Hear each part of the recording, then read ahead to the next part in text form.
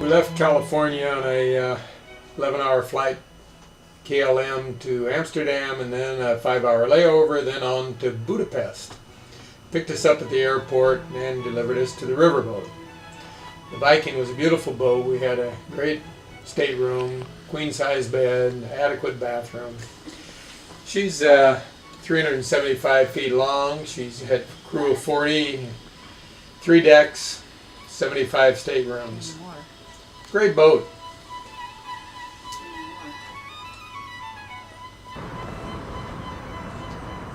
We're on the Danube, which is Europe's second longest river next to the Elbe. She's over 1,770 miles long, beginning in the Black Forest of Germany, going all the way through Europe to the Black Sea. The Bridge of Chains. We were going upriver from Budapest. Budapest's oldest bridge across the Danube.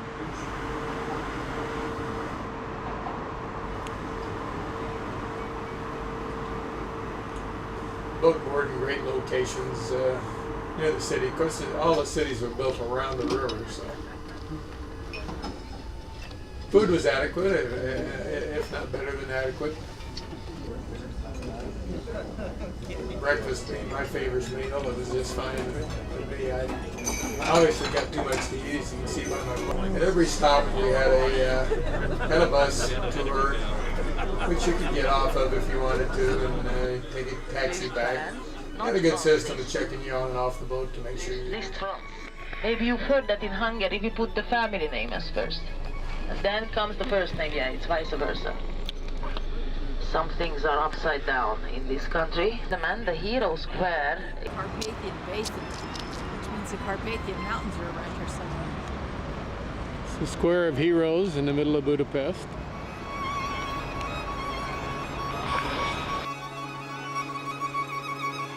This is where they had the great demonstrations against the Russians many times. And the Russians shot the heck out of them a few times to keep them calm.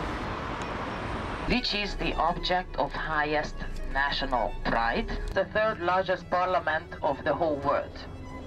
The third largest in the world is bigger than the British parliament. That was the moment when the anger of the people kind of broke out and the revolution was started. On the right, can you see that black stone? And you see some fire where the people are gathering. In that black stone, in that marble stone, there is that eternal fire from the fire of the Russian tanks. Actually, on the left, can you see some metal bullet holes in the building? On the left, these are put on artificially, and that's where we are going to right now. That's the Coronation Church. In front of the Coronation Church, you can see a white little construction with some towers. That's the so-called Fisherman's Bastion, giving a nice framework to the Coronation Church. And ladies and gentlemen, on the embankment now, can you see the shoes? Also those who are sitting on the left, if you stand up a bit, you can see these shoes. They are not real shoes. They are not made of leather, they are made of metal. Can you see all? Well, that's a memorial. These shoes used to belong to Jewish people who, in the years of 1944 and 45, were lined up next to the Danube. Those people who were not fit enough to go to Auschwitz in the beef wagons. Beef wagons are actually cattle cars. They were too sick for that or too weak, so they were simply lined up here on the Danube. They had to take off their clothes and their shoes, and they were shot into the icy Danube. Looking right next to the most famous, most popular, most beloved bridge of Budapest, next to the Chain Bridge. You are next to the Chain Bridge. Did you see in the evening when the bridge was illuminated with 2,000 bulbs? Beautiful bridge.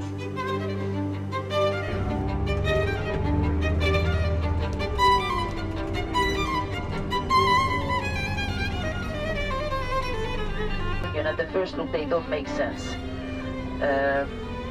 With the euro, the question, let's say, you have to have a minimum level of the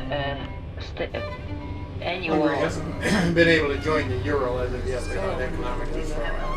Yes, simply too far away.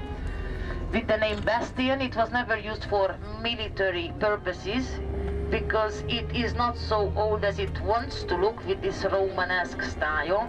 It's only 100 years old. And now we are entering the castle hill. So this is history itself, really. The Austrian-Hungarian History itself. Empire was the greatest in the world in the late 1880s, 1800s. This is the old Ministry of Defense. Budapest. It used to be 4 stories tall until the Germans shelled it, and you can see the remnants of lots of bullet holes and lots of shells that they left there. These are the castle grounds on top of the hill, as most castles are in Europe, with their own incredibly beautiful cathedral. This one had lots of fancy paintings as opposed to the reliefs and sculptures that a lot of them have.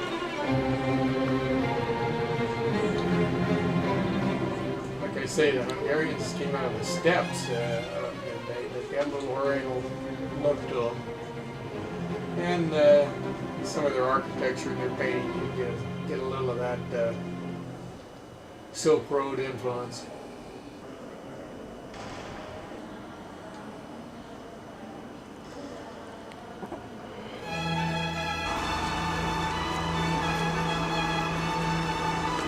About 85% Catholic or something like that in almost all of those countries.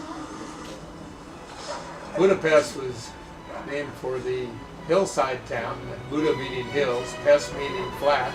2 ancient villages came together to form Budapest.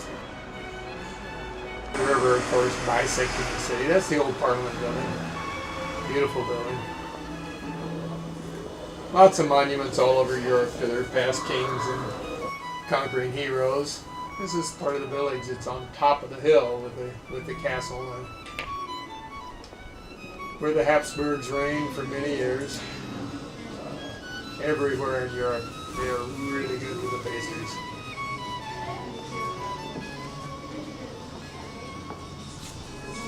And we took too good advantage of it. You can see my wife's smiling face. The river's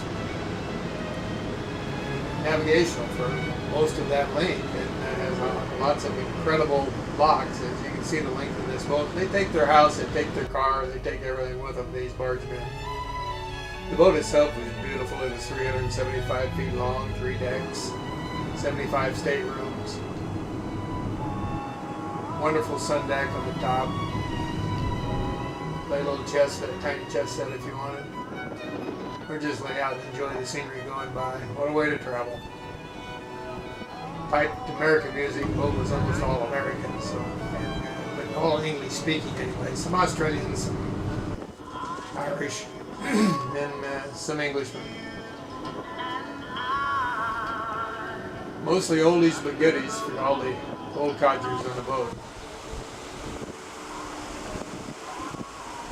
The river's very big down at this more than halfway point toward the Black Sea where she enters. Even a 375-foot boat has rear view mirrors.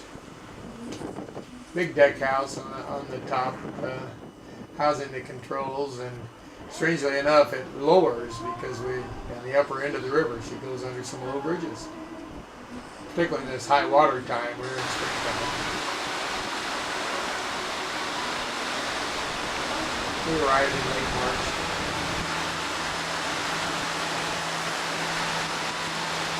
And enjoy its excellent tomato chips sandwich is in the afternoon and evenings.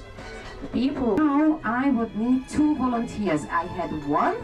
Welcome. Learning how to prepare an apple strudel. We have prepared also the aprons because we know that we might get dirty from the flour.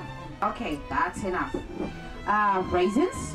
If somebody does not like raisins, you can just skip them. You don't have to put them if you don't like them. Had lots of little activities to keep people busy. and I did a lot of reading, which was wonderful. Kitchen was down just beyond our cabin, near the rear of the boat. Great reception area. Some of the river barges weren't too fancy.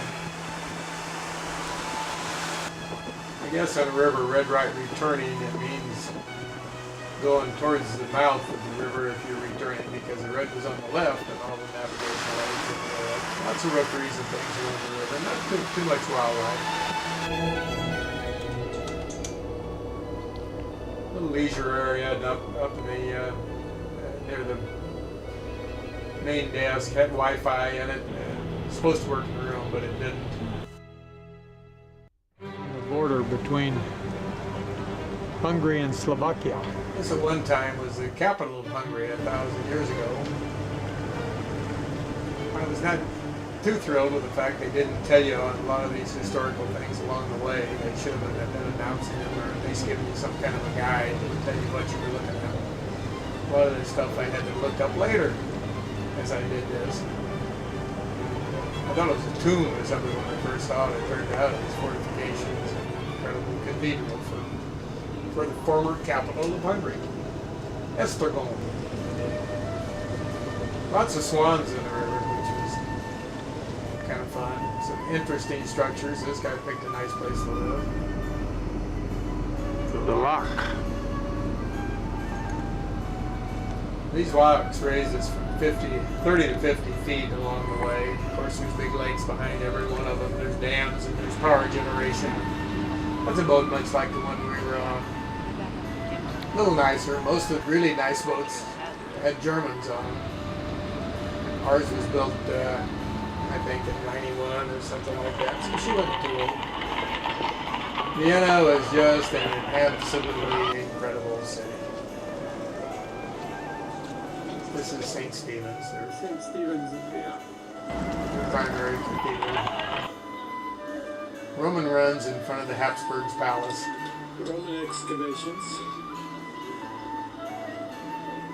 in front of the palace. I was interested in visiting the Spanish riding school, thinking it would be out of town. I wouldn't be able to go see it, but as it turns out, it's right in the palace.